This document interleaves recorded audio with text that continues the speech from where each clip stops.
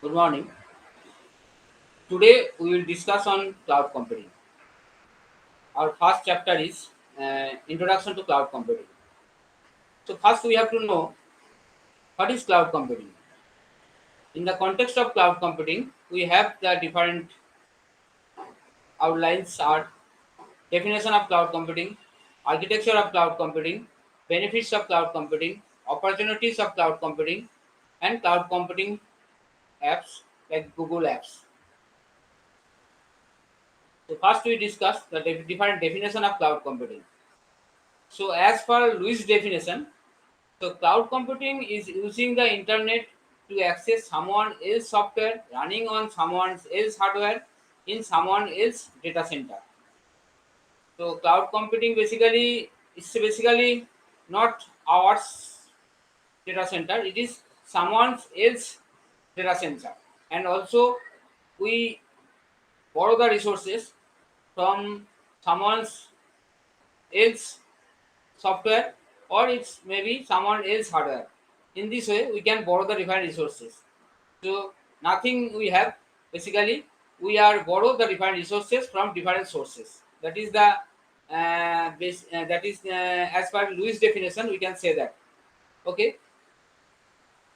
Next, as per Ian Foster definition, so cloud computing is a basically large scale distributed computing that is driven by economics of scale, in which a pool of abstracted, virtualized, dynamically scalable, managed computing powers, storage, platforms, and services are delivered on demand to external customer over the internet.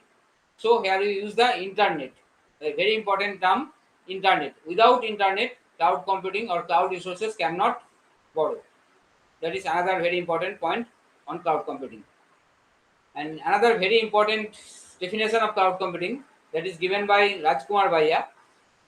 So a cloud is a type of parallel and distributed system. So this is a type of parallel and distributed system consisting of collection of interconnected and virtualized computer, consisting of a collection of interconnected and virtualized computer that are dynamically provisioned and presented as one or more unified computing resources based on service level agreement established through negotiation between the service provider and consumer. So another two term we see that one is service provider and that is consumer. So consumer takes service from the service provider, and for for taking service there is a service level agreement. So this is another definition that is defined by Rajkumar Bhaiya. Next, in the architecture of cloud computing, we have the cloud defined service model, different cloud deployment models, and different essence and also the essential characteristics of cloud computing. So in the essential characteristics of cloud computing, we have the architecture, the NIST visual model of cloud computing definition. The different what are the different essential characteristics? So first is on demand self service. Cloud computing is an on demand self service. So when we need resources, when we need different resources like software, platform, or maybe infrastructure, so we can take the resources. That is, as per our demand we can take the service. That is on demand self service. Okay. Second is the broad network access. We can access the network, or we can say that capabilities are available over the network and access through standard mechanism that promotes use by heterogeneous thin or thick client platforms like mobile phones, laptops, as well as other traditional or cloud-based software service. So we can access the network for cloud computing. Then another very important point is resource pooling. So resource pooling is another very important point. The provider computing resources are pooled to serve multiple consumer using a multi-tenant model. So here provider computing resources are pooled to serve multiple customers using a multi-tenant model, and with different physical and virtual resources dynamically assigned and reassigned according to consumer demand. That is resource pooling. When we need resources, we can take the resources, and all the resources are pooled in somewhere. Another important characteristic is rapid elasticity.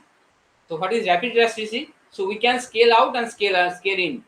We can scale out, quickly scale out, and as well as we can rapidly release to quickly scale in. Okay, and the consumer, the capabilities available for provisioning often appear to be unlimited and can be purchased at any quantity at any time. That is rapid elasticity. And the final another important characteristic is measure service. We can measure the service. Where when we take service, we can measure that. How we can measure that?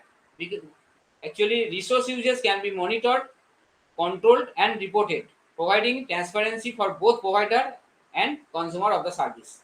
These are the different essential characteristics of cloud computing. Next, define cloud service model. So we have different service model like cloud software as a service, cloud platform as a service, and cloud infrastructure as a service. So all the service is very important. So first we define the service. First we define the cloud software as a service. Sorry. First we define the cloud infrastructure as a service. So what do you mean by infrastructure? Infrastructure means the capability provided to the consumer to provision, processing, storage, network, and other fundamental computing resources. That is infrastructure. So when consumer takes services like processing power, maybe storage, maybe network, then we are provide or cloud service provider provide the services as a infrastructure as a service. Okay, and consumer is able to deploy and run arbitrary software which can include operating system and applications also, like example of Amazon EC2 as well as example of Amazon S3. Okay, these are the different example of infrastructure as a service. Next is platform as a service. So what do you mean by platform as a service? Basically, platform as a service, the capability provided to the consumer is to deploy onto the cloud infrastructure. Consumer created or acquired application, creating using programming language and tools supported by the provider. So we can borrow the service as a platform. We can borrow the service as a platform. So how we can take the service?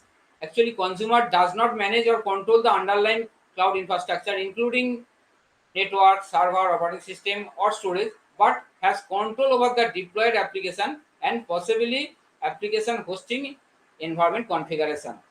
So that is basically platform as a service. A consumer can take as a platform as a service. The example of platform as a service are like Microsoft Azure, Google Apps Engine,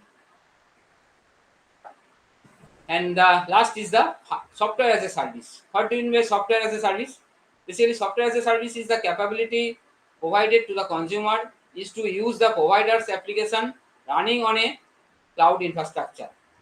Okay, so how you can take the software as a service? Actually, consumer does not manage or control the underlying cloud infrastructure, including network, server, operating system, storage, or even individual application capabilities, with the possible exception of limited under specific application configuration system.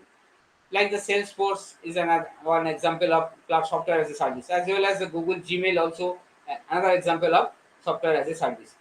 Basically, software as a service means the application are accessible from various client device through a thin client interface, such as web browser. Okay, this is software as a service.